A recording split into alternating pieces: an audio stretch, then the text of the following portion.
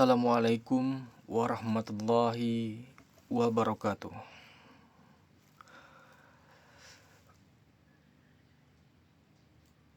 Bertemu kembali dengan saya Eka Prayoga setelah 2 video dari pengantar ilmu hukum dan Pancasila telah kita selesaikan. Salam sejahtera bagi kita semua.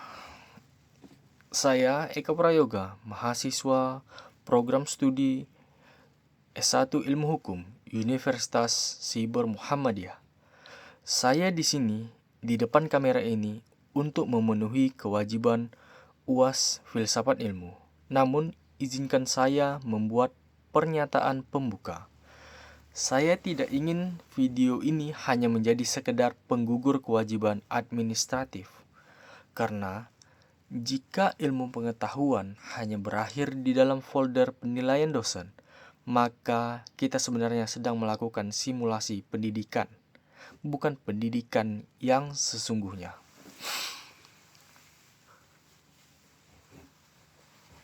Hari ini kita bicara tentang masih relevankah filsafat ilmu?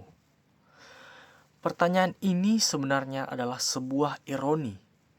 Bertanya tentang relevansi filsafat di tengah gempuran hoax dan manipulasi digital. Sama saja dengan bertanya, masih relevankah oksigen di tengah polusi yang mencekik?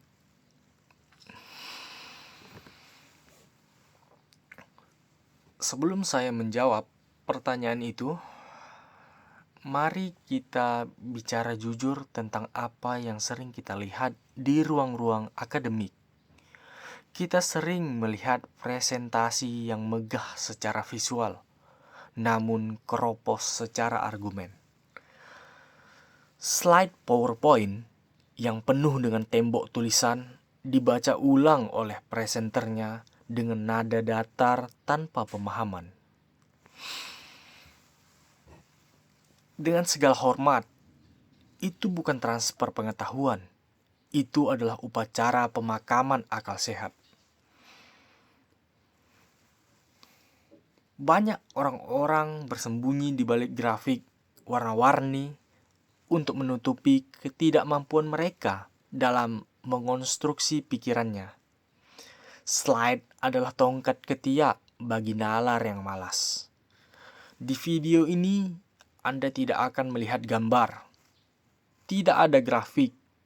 Mengapa? Karena saya menghargai intelijensia Anda.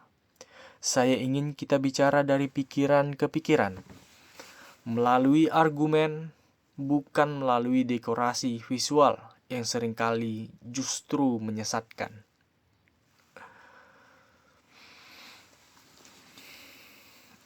Isu besar kita hari ini adalah erosi kebenaran. Kita hidup di era post-truth, di mana emosi melampaui fakta dan viralitas melampaui validitas. Tentu saja, tanpa filsafat ilmu, kita hanyalah perangkat keras yang menjalankan perangkat lunak milik orang lain. Kita kehilangan kedaulatan kognitif kita. Sangat disayangkan.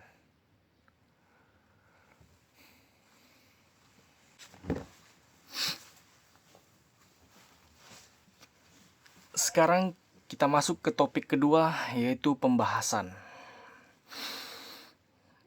medan perang epistemologi. Epistemologi membedah kebenaran di era deepfake. Mari kita masuk ke jantung masalahnya. Epistemologi, pertanyaan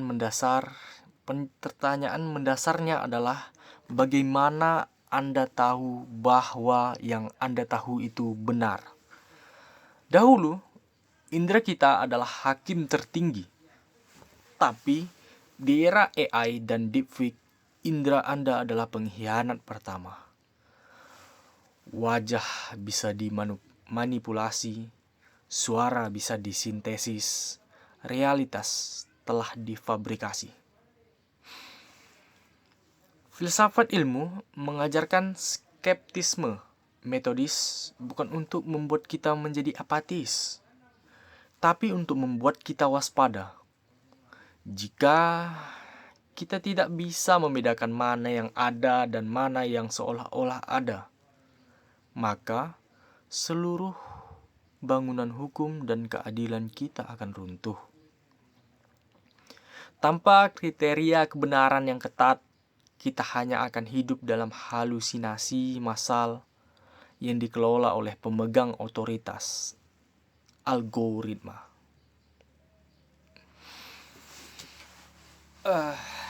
Mari kita lihat fenomena buzzer dan echo chamber di Indonesia.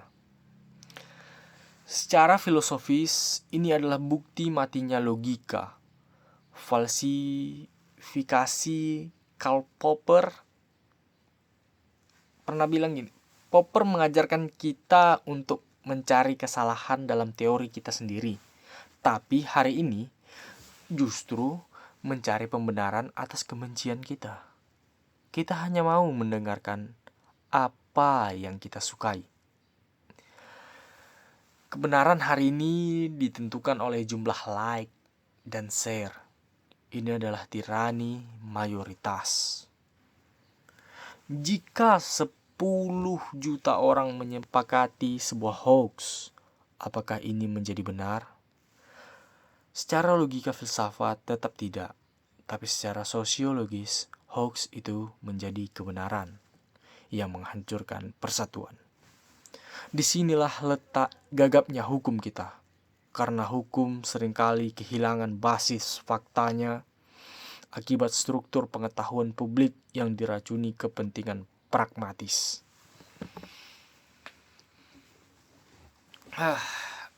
Lalu kita bicara aksiologi, tentang nilai dan etika. Ilmu pengetahuan tidak pernah bebas nilai. Teknologi tanpa moralitas adalah senjata penghancur kemanusiaan. Kita punya Pancasila, tapi di ruang digital nilai-nilai itu seolah menguap. Mana adab kita yang menyebarkan fitnah? Mana keadilan kita saat menghakimi seseorang hanya dari potongan video 15 detik? Tentu saja, filsafat itu mengembalikan martabat ilmu pengetahuan. Ia menuntut kita untuk memiliki integritas epistemik, bahwa setiap informasi yang kita sampaikan membawa konsekuensi moral. Ilmu itu harus membebaskan, bukan justru memperbudak manusia dalam kebencian yang terorganisir.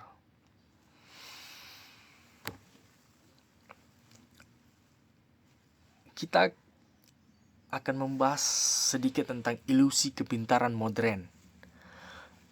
Kita merasa hebat karena punya akses internet, tapi seringkali kita hanya menjadi generasi copy-paste. Kita hanya mengoleksi data tanpa kehilangan kebijaksanaan.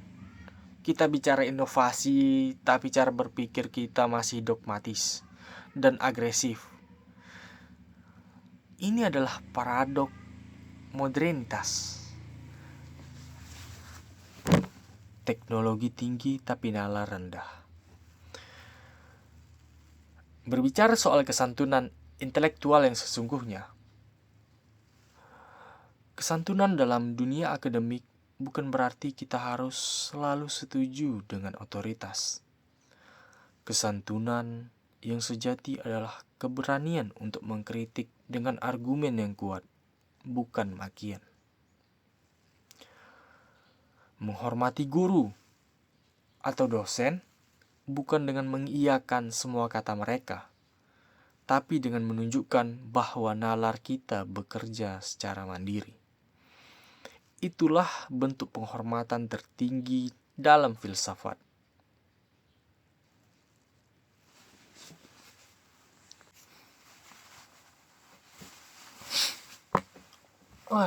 Tak disangka kita sudah masuk di tahap akhir, yaitu tahap kesimpulan.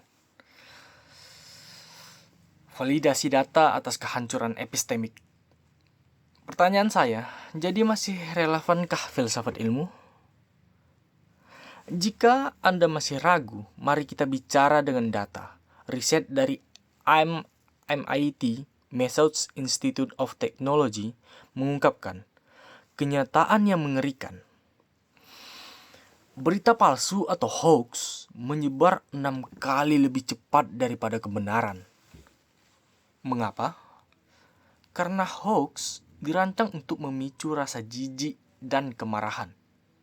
Sementara kebenaran seringkali menuntut ketenangan dan ketelitian berpikir.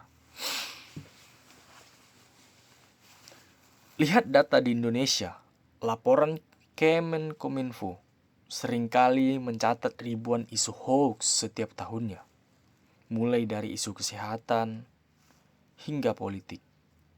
Ini bukan tentang sekadar angka statistik. Ini adalah bukti bahwa masyarakat kita mengalami kelumpuhan epistemik. Kita memiliki alat komunikasi abad 21, tapi kapasitas filtrasi mental kita masih sangat rendah. Tanpa filsafat ilmu, tentu saja kita hanya menjadi terminal bagi sampah informasi. Filsafat ilmu adalah benteng terakhir kita. Ia bukan sekadar teori di atas kertas, ia adalah protokol keamanan bagi otak kita. Tanpa kemampuan membedakan antara ontologi, apa yang nyata, dan halusinasi digital, Anda hanyalah konsumen yang mudah dimanipulasi oleh kepentingan pemodal algoritma.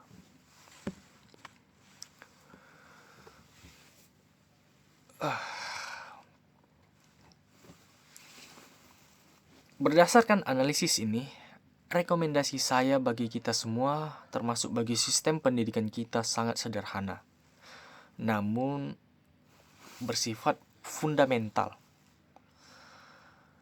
Jangan biarkan jempol Anda lebih cepat dari sinapsis saraf di otak Anda.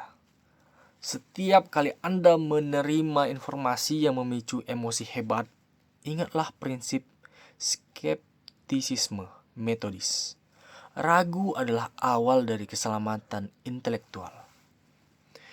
Tinggalkan budaya estetika kosong. Berhentilah memuja presentasi visual yang penuh dekorasi tapi nihil esensi. Mari kita kembali pada kekuatan argumen. Universitas harus menjadi tempat beradu nalar, bukan tempat pamer kemahiran mendesain slide yang isinya hanya hasil copy-paste tanpa pemahaman. Terkecuali dia jurusannya digital. Literasi kita butuh lebih dari sekedar literasi digital. Kita butuh literasi cara menilai gitu. Bertanyalah pada setiap informasi, siapa yang bicara, apa metodenya, dan siapa yang diuntungkan dari narasi ini. Terima kasih telah menyimak dialektika ini selama lebih dan kurang 20 menit ya. Saya sadar berbicara tanpa slide gambar mungkin melelahkan bagi mata yang terbiasa dimanjakan visual. Tapi saya percaya telinga yang mendengarkan dengan jujur jauh lebih berharga daripada mata yang menonton dengan lalai. Jika teman-teman yang mendengarkan atau siapapun Anda yang mendengarkan ini merasa tersinggung dengan sindiran saya terhadap gaya presentasi konvensional, kita bersyukur lah, sama-sama bersyukur. Artinya saraf berpikir kita nih masih bereaksi. Jika kita merasa bingung dengan istilah-istilah filsafat yang dilemparkan tadi, itu jauh lebih baik. Karena dalam tradisi filsafat, kebingungan adalah pintu pertama menuju kebijaksanaan. Saya Eka Prayoga. Tugas saya secara administratif mungkin selesai di sini. Tapi tugas kita sebagai manusia yang berpikir baru saja dimulai. Selamat berjuang untuk tetap menjadi manusia yang berdaulat atas pikirannya sendiri di tengah penjajahan algoritma. Hormat saya untuk nalar Anda. Wassalamualaikum warahmatullahi wabarakatuh.